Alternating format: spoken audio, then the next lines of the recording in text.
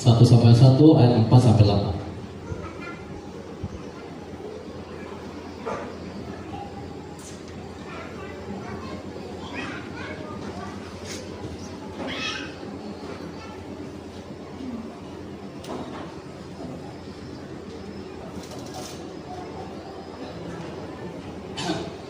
Silakan baca, Pak.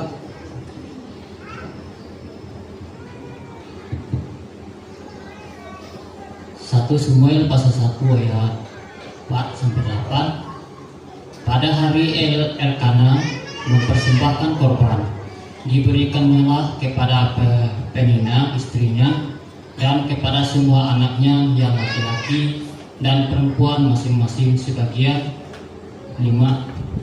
Meskipun ia mengasihi Hana, ia memberikan kepada Hana hanya 1 bagian, sebab Tuhan telah menutup kandungannya. 6. Tetapi madunya selalu menyakiti hatinya, supaya ia gusar, karena Tuhan telah menutup kandungannya. Demikian terjadi dari tahun ke tahun. Setiap kali Hana pergi ke rumah Tuhan, Penina menyakiti hati Hana, sehingga ia menangis dan tidak mau makan. 8. Lalu Elkana suaminya berkata kepadanya, Hana, mengapa engkau menangis dan mengapa engkau tidak mau makan? Mengapa hatimu sedih? Bukankah kamu lebih berbahagia bagimu daripada 10 anak laki-laki? Iya. Terima kasih. Bapak Ibu, ini kisah tentang keluarga Elkana, Hana, dan Penina, ya.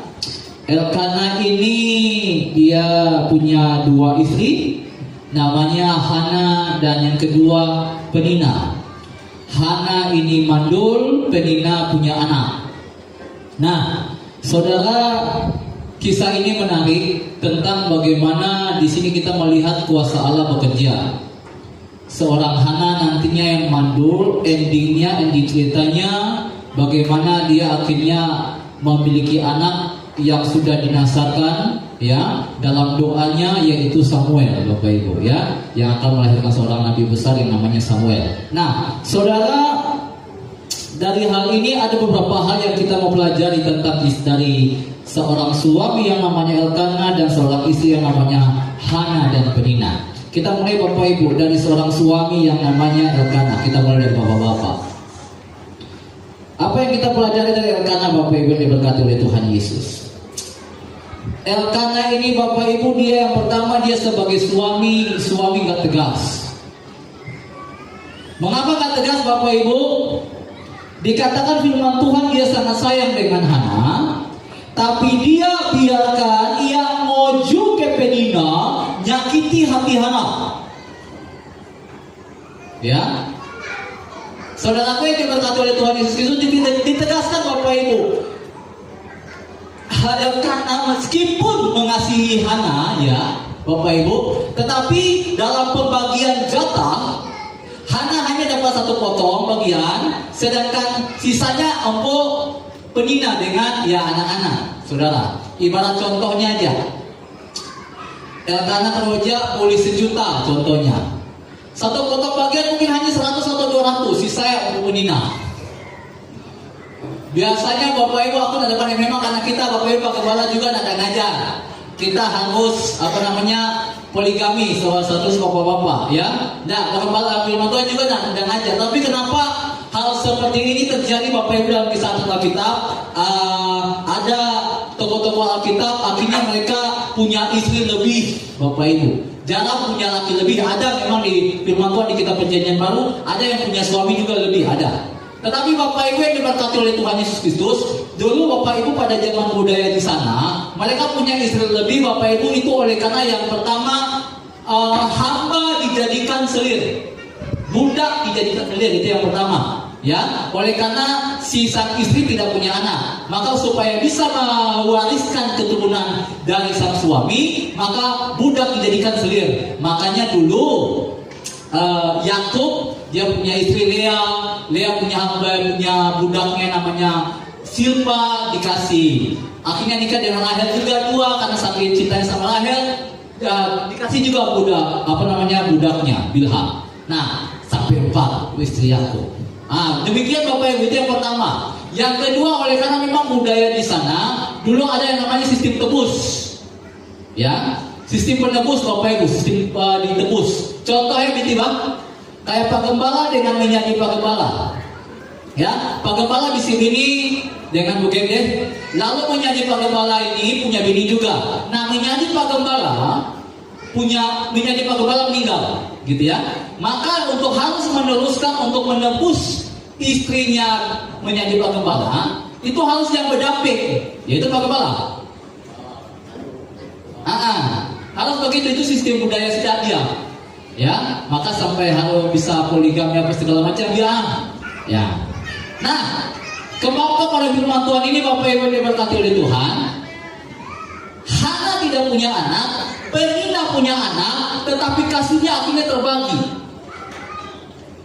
Yang buat Hana sakit hati itu adalah bagaimana sang suami Elkana dia nggak tegas dengan si Penina ini, madunya si Hana. Ngapa itu moju Penina ke ngacakiti hati aku? Dah panah itu aku mandul. Aku tuh aib bagi keluarga Bapak Ibu zaman dulu. Orang yang mandul Bapak Ibu, orang yang depan yang melahirkan anak Bapak Ibu, itu memang aib kutuk bagi keluarga zaman sehari. Kalau tokatin ada Bapak Ibu, itu Tuhan sudah izinkan segala sesuatu terjadi, bukan kutuk. Ya, jadi Bapak Ibu yang keluarga-keluarga yang sampai saat ini kami masih terus doakan supaya memiliki keturunan, jangan pernah hatinya lemah ataupun bagaimana, mindarlah bahwa belum punya anak. Jangan bukan karena saya ini ke aib bagi keluarga Anda. Jangan ya. Ingat Bapak Ibu, ingat baik-baik, tidak. Itu zaman sehari, zaman itu sudah zaman anugerah Tuhan Yesus sudah mematahkan semua kutuk-kutuk itu. Ingat baik-baik Bapak Ibu. Nah, tapi yang Pak Gembala tegaskan di sini adalah bagaimana Elkana ini dia maju. Dia tidak bahasanya sama-sama sayang gitu loh. Ya, saudaraku yang diberkati oleh Tuhan Yesus Kristus, ini masalah dalam rumah tangga Elkana ini sendiri. Ini yang buat masalah dalam rumah tangga. Jika dalam rumah tangga itu ada pilih kasih, tidak boleh. Baik terhadap istri ataupun juga terhadap anak, tidak boleh. Sebagai seorang suami harus adil. Itu yang pertama. Yang kedua, si Elkana ini, suami ini, dia sayang memang dengan Hana, tapi dia juga takut dengan Penina. Sayang dengan istri, tapi juga takut dengan istri. Ini tidak boleh. Sebagai seorang suami, bapak-bapak biasa bolak-balik dengan bini.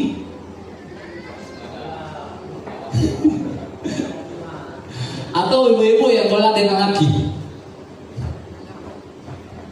Atau ibu-ibu yang biasa mana coba-coba ke dengan aku sibuk kan. Nah, kamu coba-coba dengan aku boleh jatah itu no. Biasa ya kalau mak kalau ngancam, kau macam-macam dengan aku ada aku boleh kau jatah, tahu tak?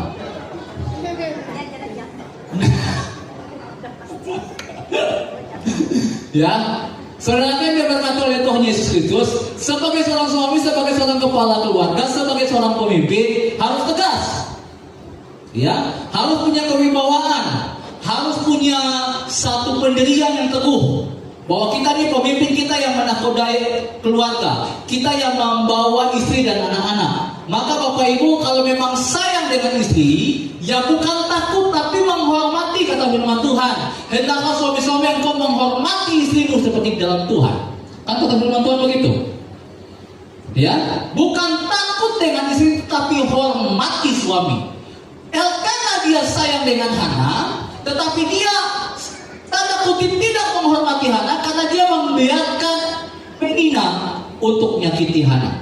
Ini masalah Bapak Ibu. Nyangkok podih kalau dari sebuah bini kau taruh. Nyaman sih kau cukup ya. Ya. Nah, ini masalah Bapak Ibu dalam rumah tangga Elkana. Maka Bapak Ibu untuk sebagai seorang suami-suami, mari belajar untuk tegas. Tegas tapi bagus gitu loh. Kadangkala bapak-bapak kerampak budu, bukan kerampak pintar, kan iya. Kerampak harus kerampak baga, kerampak pintar, bukan kerampak bodoh. Saya minta maaf, saya harus katakan ini. Kebanyakan Bapak Ibu manusia, bukan hanya bapak-bapak, kadang-kadang mama pian.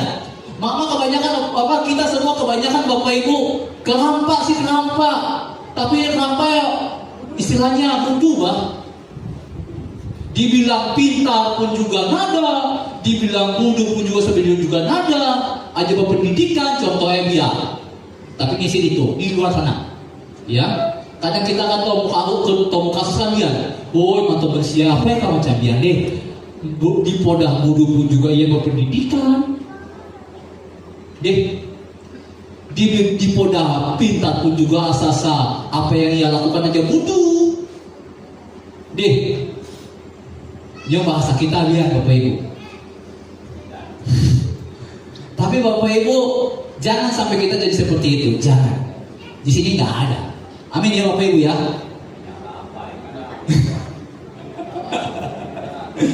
Ya, tidak. Nggak ada di sini Bapak Ibu. Jika ada pun, mari kita belajar berubah. Mari kita belajar tegas sebagai seorang suami, ya. Saya kepala keluarga, tapi juga harus belajar menghormati istri, belajar mengikuti, mendengar saran istri. Ya, itu dia. Itu penting, karena istri itu penolong, bukan pembantu. Ya, sudah sering kali Pak Kepala singgung hal ini dalam keluarga. Itu yang pertama Bapak Ibu, tentang Elkanah. Yang kedua, kalau mau berkat Allah hadir dalam rumah tangga selain suami, belajar sekarang dari pergumulan Hana. Nah, saudara lihat baik-baik. Hana ini dia pun tidak punya anak. Dia mandul, ini masalah. Dalam budaya Israel ini aib, ini kutuk. Maka Hana merasa bahwa masalah ini karena dirinya, sehingga ia menjadi aib, ia menjadi kutuk bagi keluarga. Ya. Dan masalah yang dihadapi Hana Bapak Ibu bukan hanya aib yang dia dapat, penina madunya pun nyakiti Hana. Ya, kau aib kau bagi keluarga kau. Kasar aku beli anak, ikut ada. Ini bahaya Bapak Ibu. Ini masalah yang dihadapi Hana. Masalah ketiga Bapak Ibu, Elkanah juga melakukan perlakuan yang beda antara Hana dengan Penina. Hana dikatakan Elkanah sayang Hana, tapi Hana merasa dia diperlakukan beda. Ini masalah yang sangat luar biasa. Tetapi Bapak Ibu lihat dari apa sikap Hana. Lihat baik-baik sebagai seorang ibu-ibu dalam rumah tangga. Belajar dari seorang Hana. Ketika mengalami hal-hal demikian, Hana ketika dia punya masalah, dia tidak datang ke Facebook. Dia tidak datang ke status WA. Mama, ingat, dia datang menangis berutak kepada Tuhan. Ingat ya, ini pelajaran dari Hana ini Bapak Ibu, Ibu-ibu. Kalau bisi masalah dalam rumah tangga, dalam keluarga, dalam tetangga, dengan masyarakat, ulu datang dengan Tuhan. Nang ulu datang dengan status.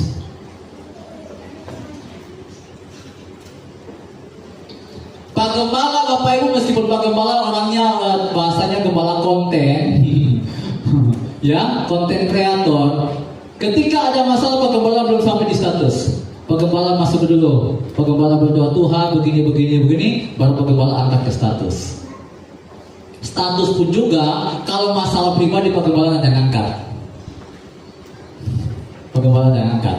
Kecuali memang kalau ada keluarga-keluarga yang berdoa, yang duka, ataupun tiba-tiba kayak Pak Gembala sakit, Pak Gembala angkat konten, itu bukan berarti Pak Gembala cari muka Anda. Bukan Pak Gembala mengemis, enggak. Supaya semua orang yang melihat mendukung dan mendoakan, itu penting. Itu dia. Maka Pak Gembala Bapak Ibu bukan berarti bahasanya untuk mengemis, enggak. Dalam konten ini enggak. Pak Gembala mau memberkati. Makanya menggunakan semua sosial media, kita semua Bapak Ibu yang punya HP, yang punya sosial media, gunakan itu untuk menjadi berkat, bukan untuk ngutuk, bukan untuk menjadi batu sandungan. Bapak Ibu ingat, Bapak Ibu mungkin udah mantau di sosial media ketika habis, mulai dari pekan lah sampai habis pekan. Mungkin Bapak Ibu ada yang tahu bagaimana Pak Gembala di sosial media. Pak Gembala sugi. Penggembalaan ada kinah, penggembalaan ada ngangkat ke status di Facebook ataupun di WA ada. Banyak Bapak Ibu yang menjadi penggembala, serius. Banyak yang bonceng yang penggembala, serius. Tapi penggembala ada ngangkat ke status, ada ngangkat ini. Penggembala, dia sunyi. Biar Tuhan yang bela. Ingat Bapak Ibu, ketika ada masalah, unang gegabah, unang gopoh, bahasa kita deh. Belajar berdiam, biar Tuhan yang bela. Serius Bapak Ibu. Nah, Hana juga demikian.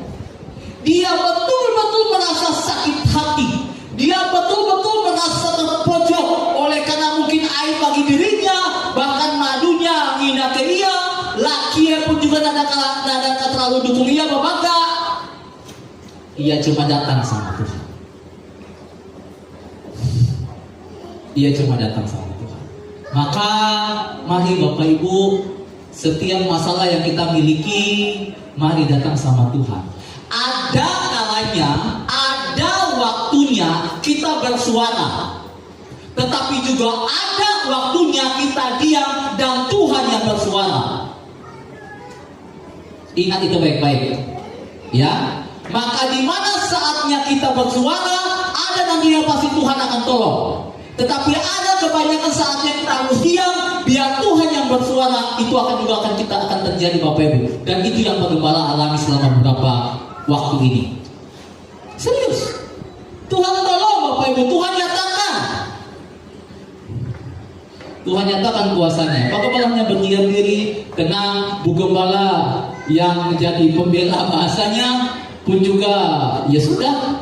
Itu cara Tuhan untuk membuat Ibu Gembala yang membela, ya, dengan masalah yang Pak Gembala alami. Serius Bapak Ibu, Pak Gembala diam, dia tersenyum, santai, karena Pak Gembala punya Tuhan. Kalau memang kita di posisi benar Bapak Ibu, nanggola, amin, nanggola.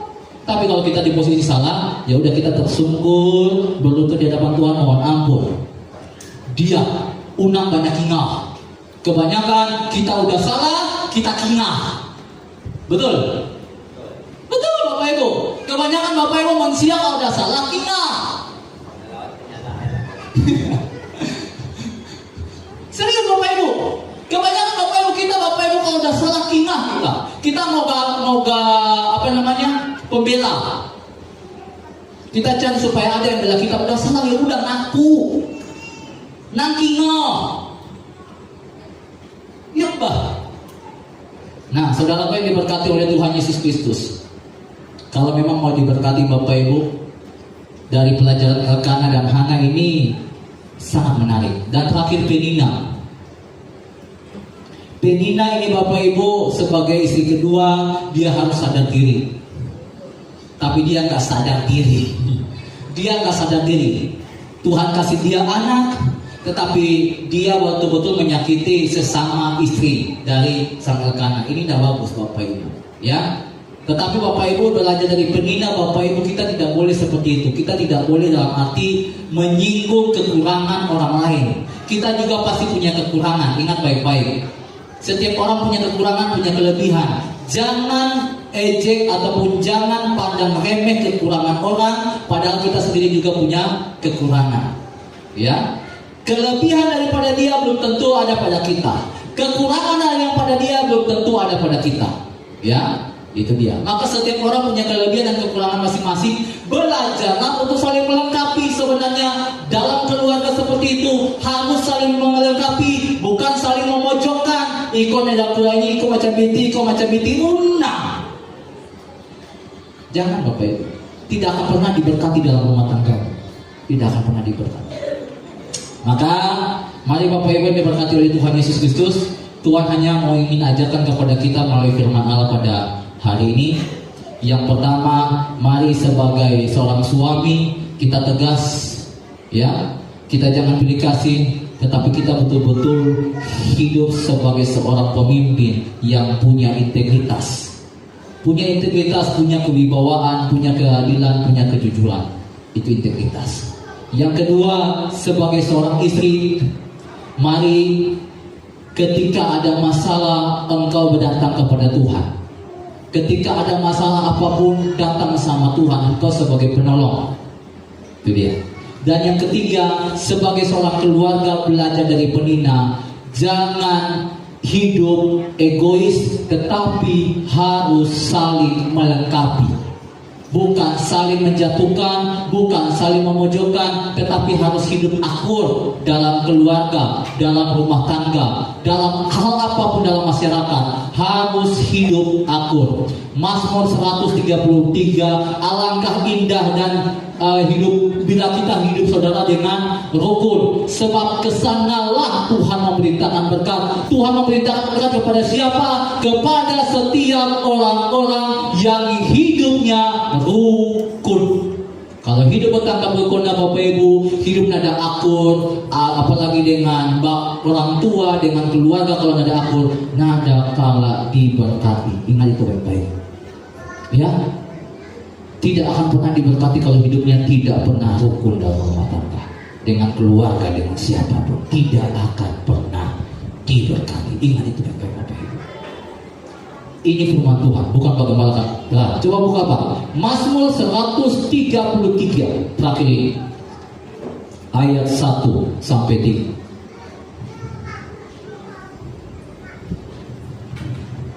Mazmur 133 ayat 1 sampai 3. Kita baca sama-sama Bapak Ibu. Yang pertama, ya, sama-sama. Nyanyian ziarah Daud. Apa kata firman Tuhan? Sungguh alangkah baiknya dan indahnya apabila saudara-saudara diam bersama dengan rukun. Ayat 2. Seperti minyak yang baik di atas kepala, yang meleleh ke janggut, yang meleleh ke janggut Harun dan ke leher jubahnya. Ini berbicara tentang berkat. Lanjut ayat ketiga, kata firman Tuhan, seperti embun gunung Hermon yang turun ke atas gunung-gunung ke Sion. Dikatakan apa? Sebab kesanalah Tuhan memerintahkan berkat kehidupan untuk selama. Kemana Tuhan perintahkan berkat? Orang-orang yang hidupnya diam dengan rukun. Ingat itu baik-baik. Kalau hidupmu tidak rukun Bapak Ibu, percayalah Bapak Ibu, berkat itu akan terus tidak akan pernah datang. Dia akan tarik, dia akan mengalir kepada yang lain. Ingat baik-baik Bapak Ibu. Pak Gembala bukan katakan ini, Pak Gembala sayang supaya kita semua juga diberkati dalam rumah tangga dan keluarga kita. Biarlah kiranya firman Tuhan ini